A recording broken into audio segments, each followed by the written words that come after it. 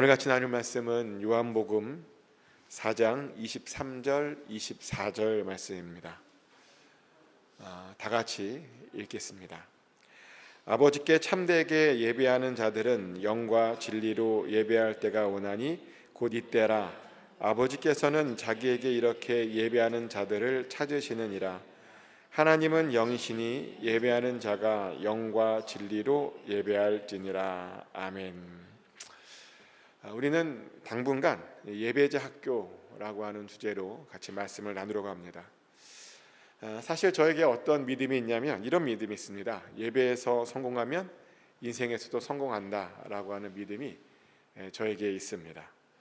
실제로 제가 성경을 가만히 보니까요, 하나님께 쓰임 받았던 모든 믿음의 선배들 중에 예배자가 아닌 사람이 한 명도 없었습니다.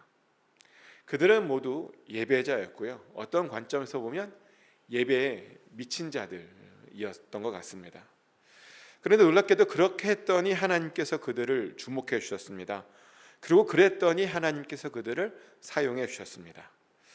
그러다 보니 저도 언젠가부터 예배자가 되려고 굉장히 노력하고 있습니다. 사역자이기 전에 먼저 예배자부터 되려고 노력하고 있습니다. 그리고 저는 여러분들도 다 그렇게 예배자가 되었으면 좋겠습니다. 그런데 그런 예배자가 되기 위해서 우리가 먼저 알아야 될 것이 있는데요, 하나님께서 우리가 어떤 예배자가 되길 원하실까? 라는 부분에 대해서 우리가 알고 있어야 됩니다. 사람을 창조하신 후에 그냥 창조하신 것이 아니잖아요. 예배자가 되기 위해서 창조하셨는데 어떤 예배를 드리길 원하셨을까? 그리고 인류가 계속 발전하고 문명이 발전하면서 하나님께서 이 예배를 어떻게 계속 발전시켰을까? 사실 이것을 알아야 하나님께서 우리들에게 오늘날 어떤 예배를 드리길 원하시는지를 우리가 알 수 있게 됩니다. 그래서 오늘은 그 예배자 학교 그 첫 번째 시간으로 예배의 역사에 대해서 좀 같이 나누려고 합니다. 성경에 나오는 예배 중에 가장 처음으로 등장하는 예배는 아담과 하와의 예배입니다. 아담과 하와도 에덴 동산에서 하나님께 예배를 드렸습니다. 그런데 성경에 보니까 그들이 예배드렸던 방식은 우리들의 방식과는 굉장히 많이 다름을 알게 됩니다. 아담과 하와는 어떻게 예배드리냐면 단순히 하나님과 대화하고 교제하며 하나님께서 시키는 일들 그냥 감당함으로 그 자체가 예배가 되었습니다. 아마 우리가 나중에 천국에서 드리는 예배가 아마 이렇게 되지 않을까 싶은데요, 하나님께서 아담에게 일을 시키셨죠. 하나님의 동산을 경작시켰습니다. 그리고 거기에서 나오는 그런 열매를 먹게 하셨고요, 그러면서 하나님과 대화하고 교제하셨습니다. 그런데요, 단지 그렇게 했을 뿐인데 그것이 예배가 되었다는 겁니다.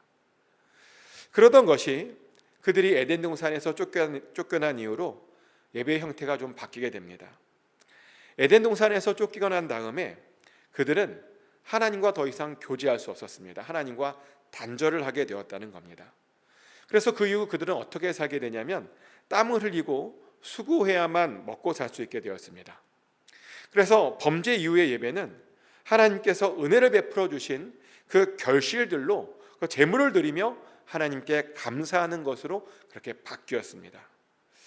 근데 성경에 보면 제물을 무조건 다 드린다고 하나님께서 모든 예배를 다 받아주셨던 것은 아니었던 것 같습니다.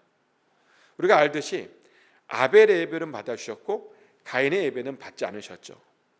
그런데 그렇게 하신 이유가 있었죠. 아벨은 자기의 예물에 마음을 담았는데요, 가인은 전혀 아무것도 담지 않았습니다. 그냥 가인은 땅의 소산으로 그냥 아무 것으로 제물을 올려드렸습니다. 하지만 아벨은요, 양의 첫 새끼로 드렸습니다. 그리고 짐승의 기름으로 드렸습니다. 하나님을 위해서 뭔가를 구별해서 뭔가를 더 했다는 겁니다.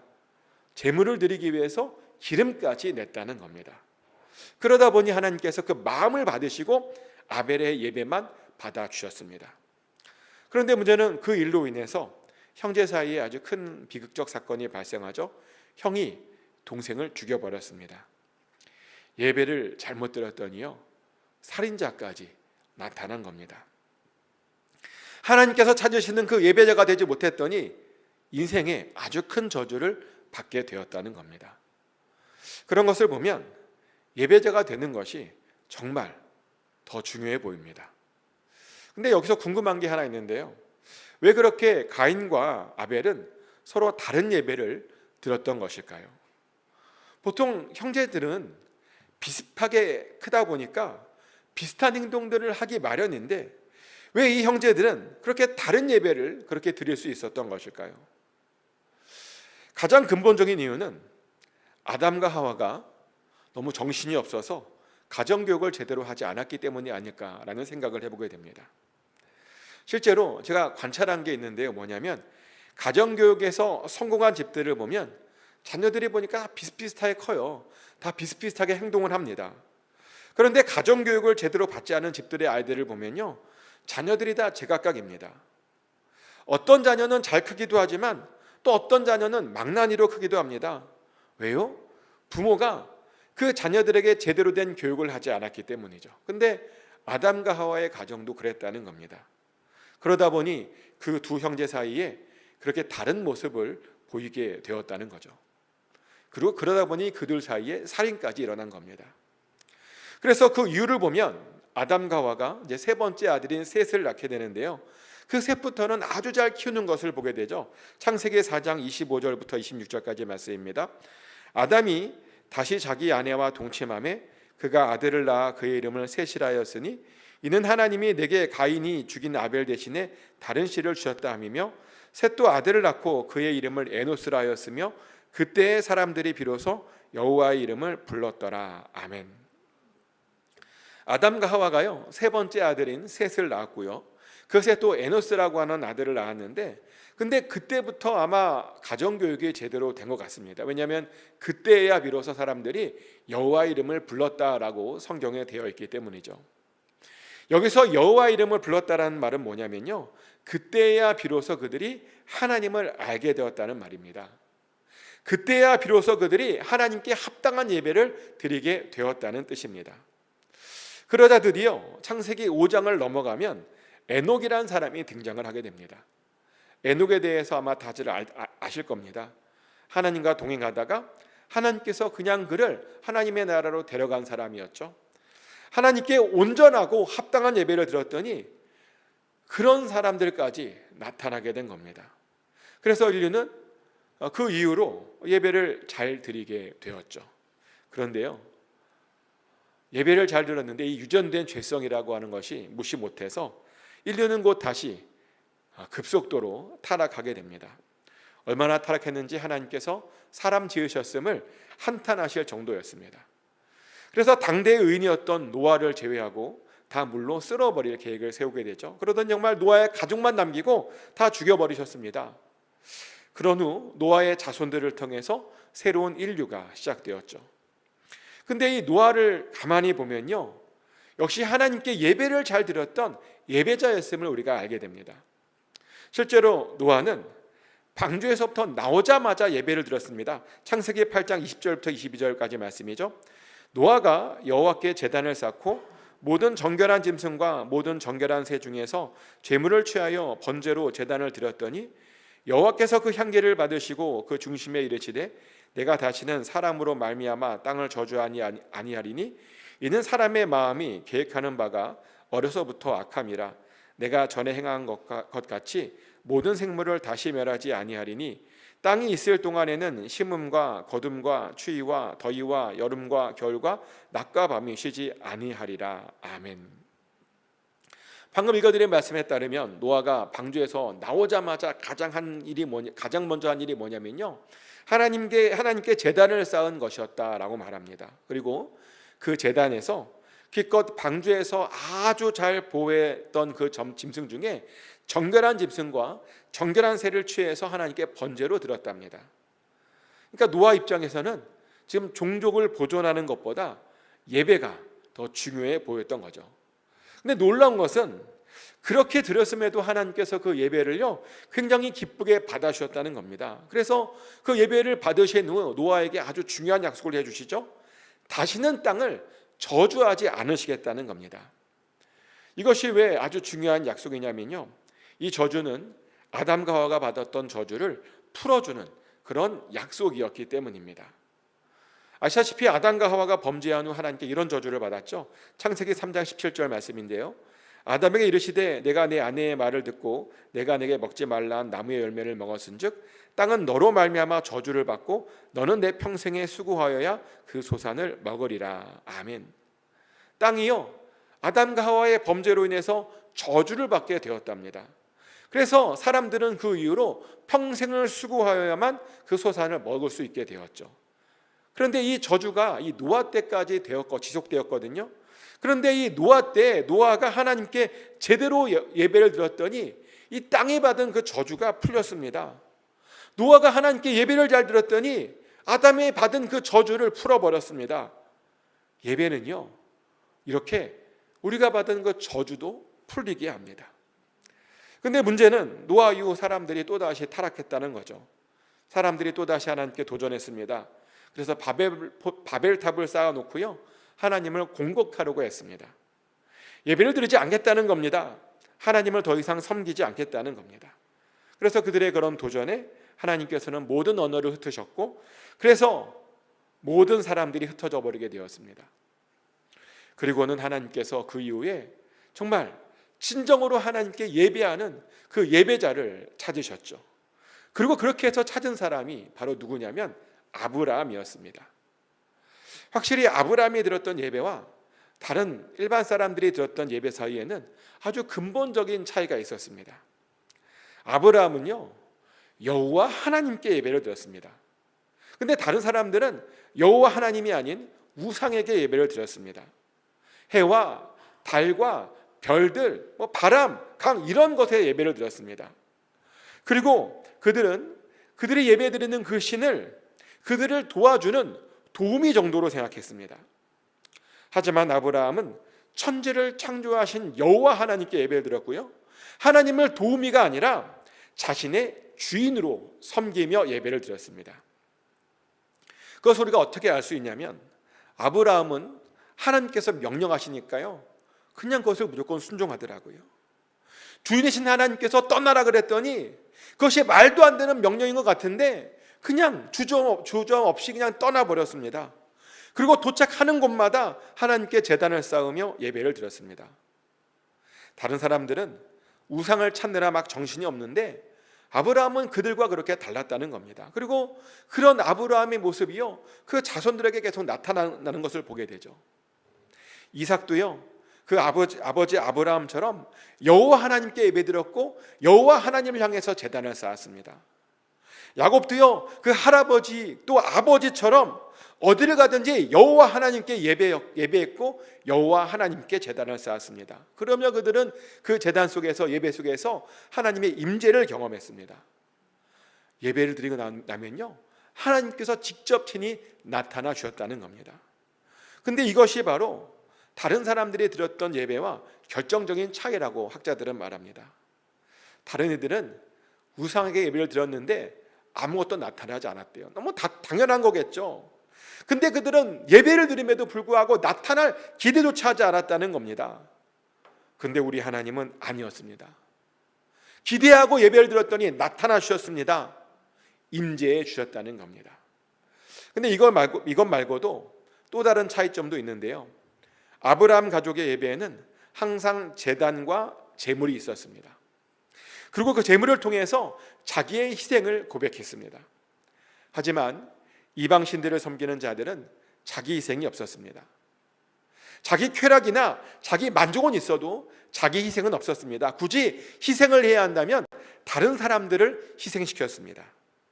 그것이 이 아브라함 가족들의 예배와 다른 사람들의 예배 사이에 아주 중요한 차이점이었습니다.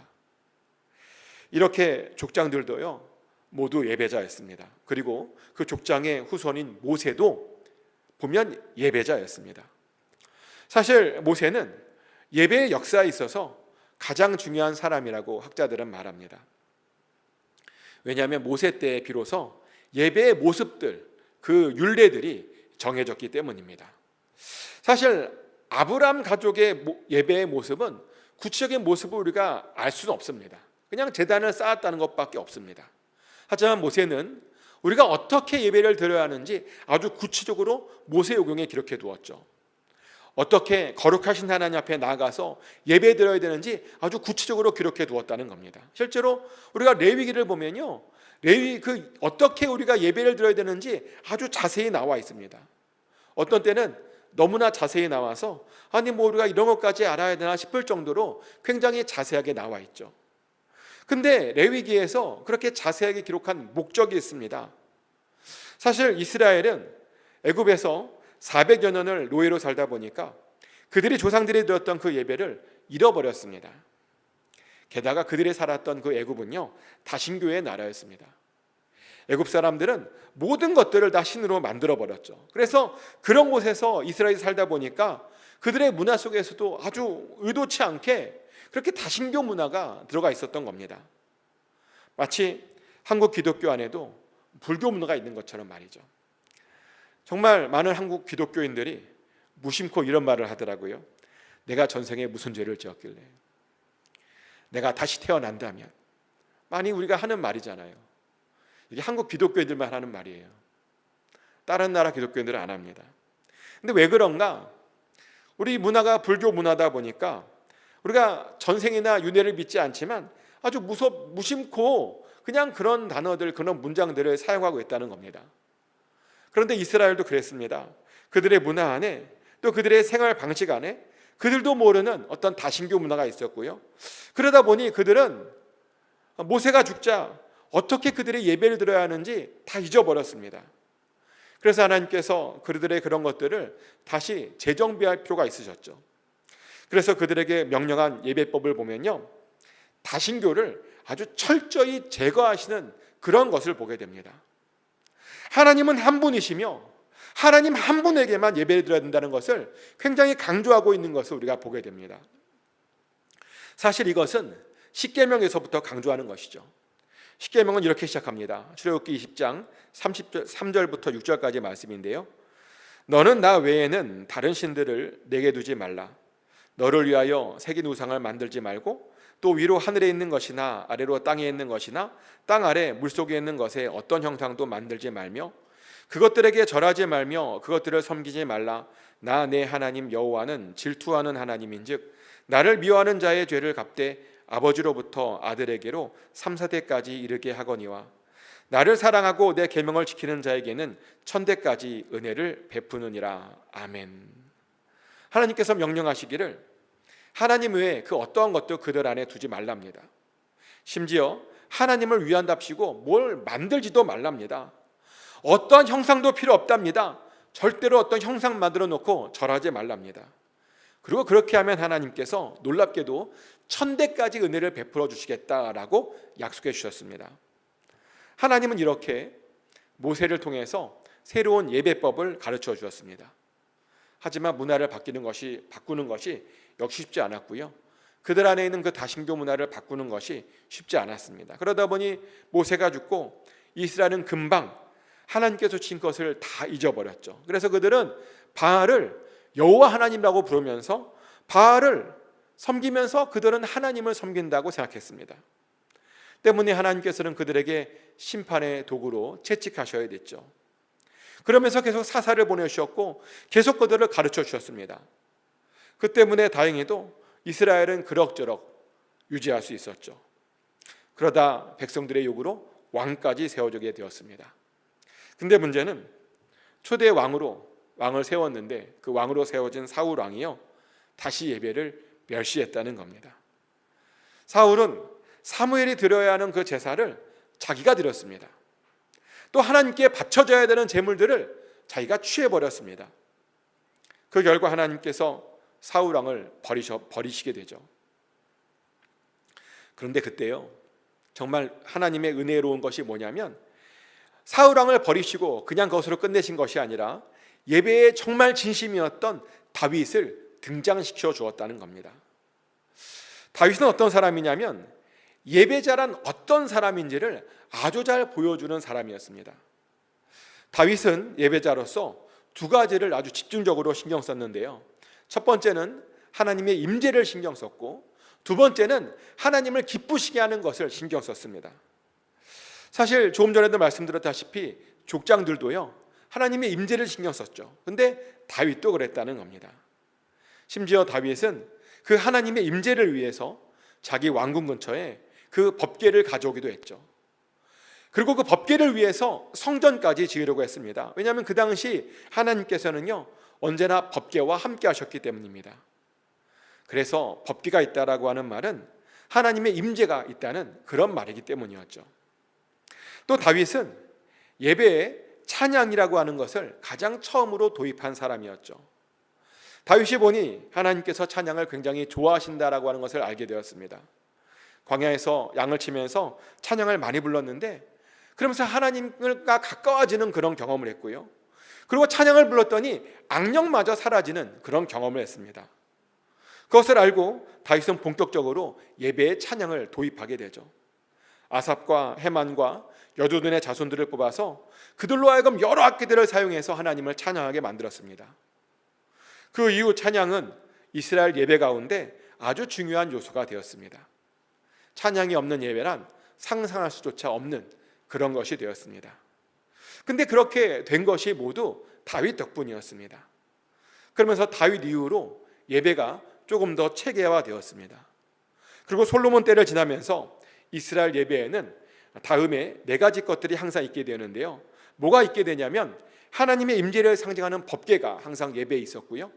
또 진설병과 황금된대를 통한 화려한 장식들이 예배 안에 있었고, 또 성가대의 찬양과 여러 악기들의 찬양들이 예배 안에 있었고, 또 예배자가 드리는 여러 제물들이 예배 안에 있었습니다. 이 4가지들이 항상 예배 안에 있게 되었습니다.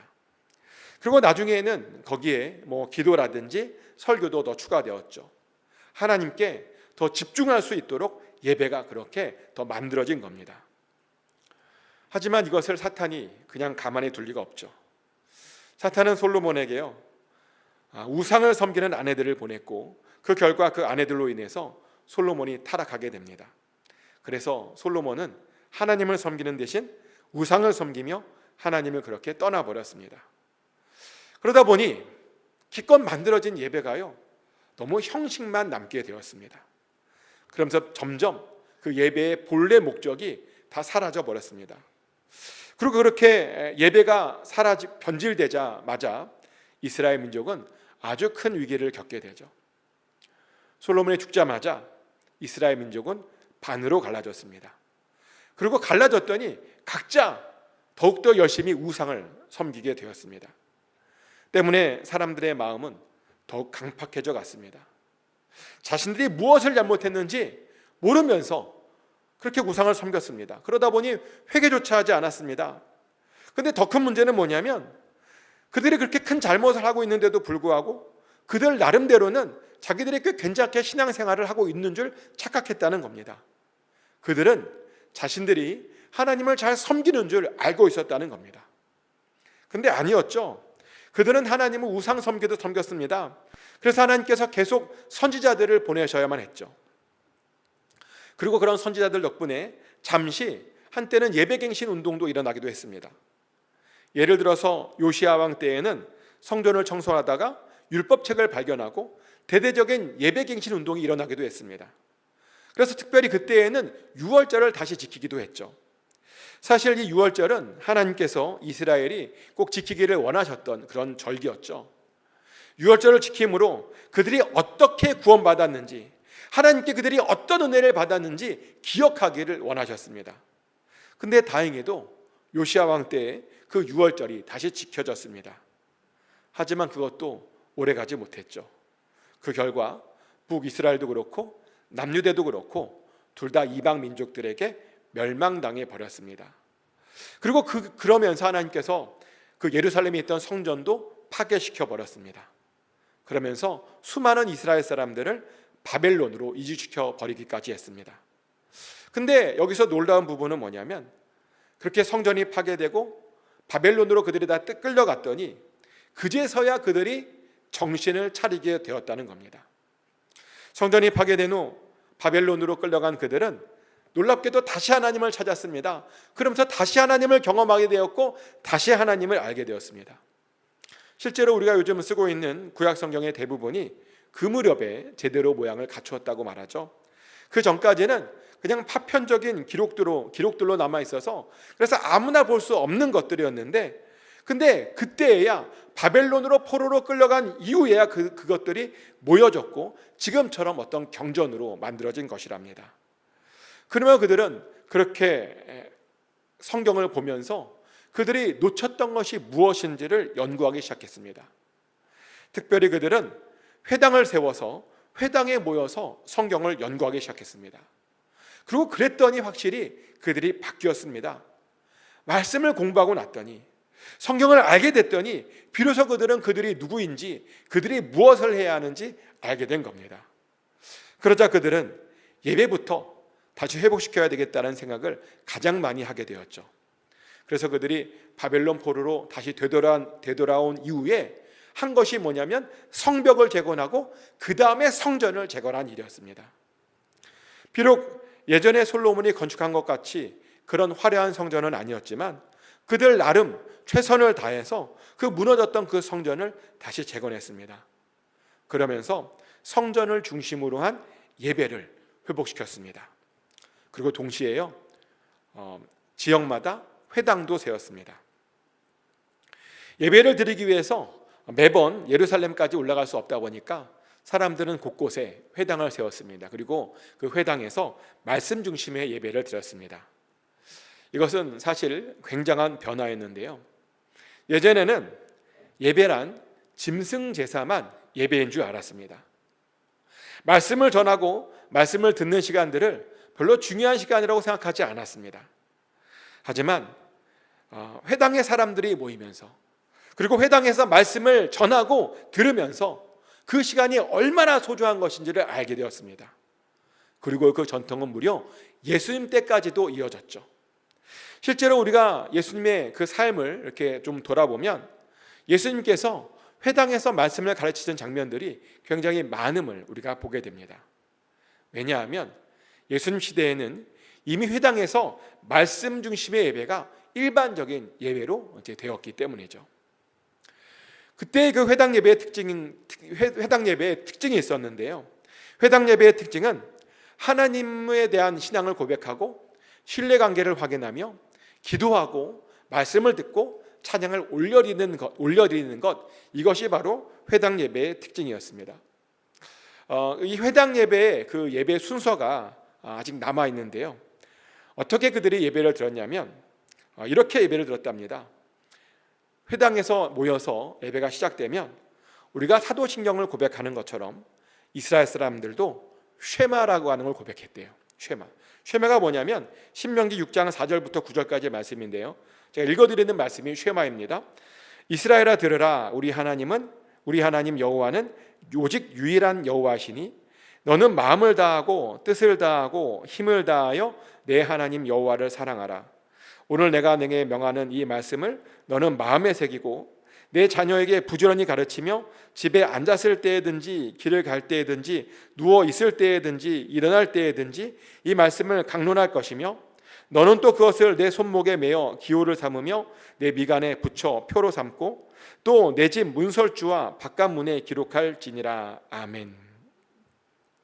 이스라엘 사람들은 회당에 모여서 예배가 시작할 때마다 이 쉐마를 이렇게 다 같이 읽으면서 고백했답니다.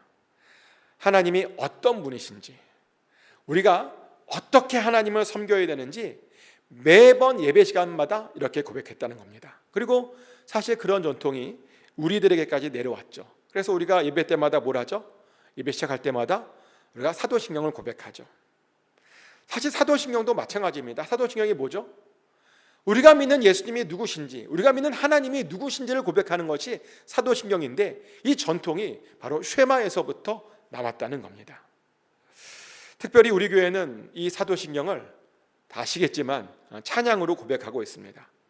개인적으로 우리가 부르는 그 사도신경 찬양 저는 너무 좋습니다.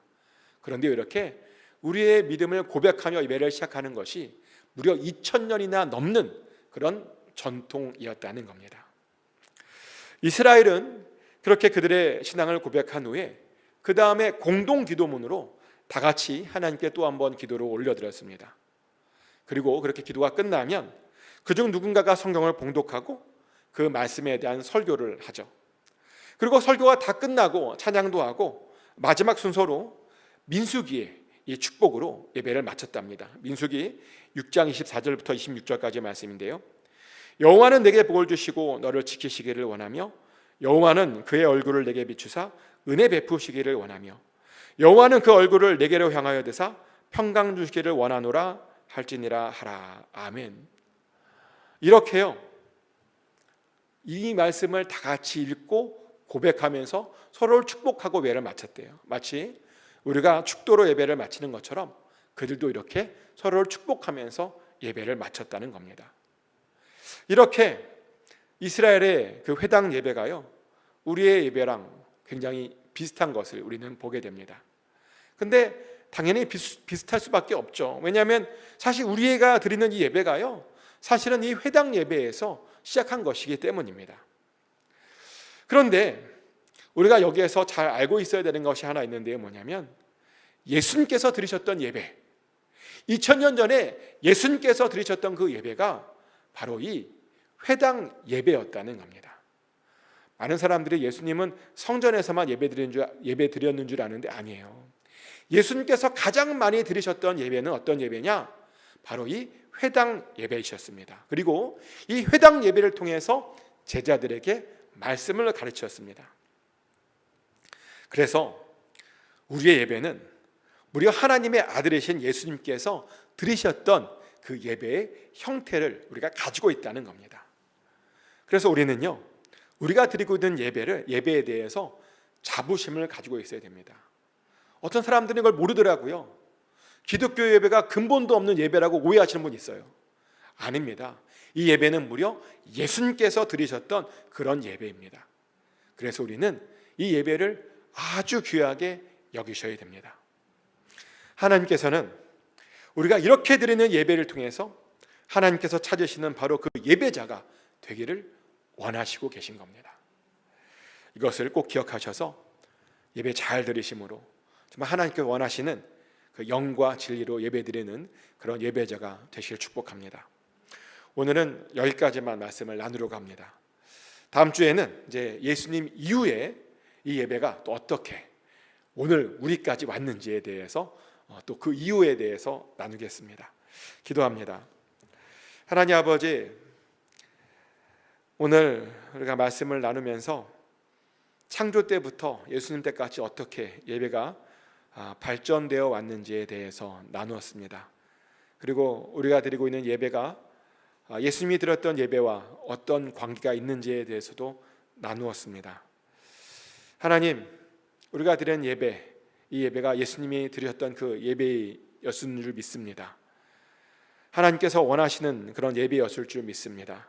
우리가 예배를 잘 드림으로 하나님께서 찾으시는 그 예배자가 되게 하여 주시고 이 예배를 통해서 하나님을 최고로 기쁘시게 하는 우리 모두가 되게 하여 주시옵소서. 정말 영과 진리로 예배하기를 원합니다. 우리와 언제나 함께하여 주시옵소서. 예수 그리스도 이름으로 기도드렸습니다. 아멘.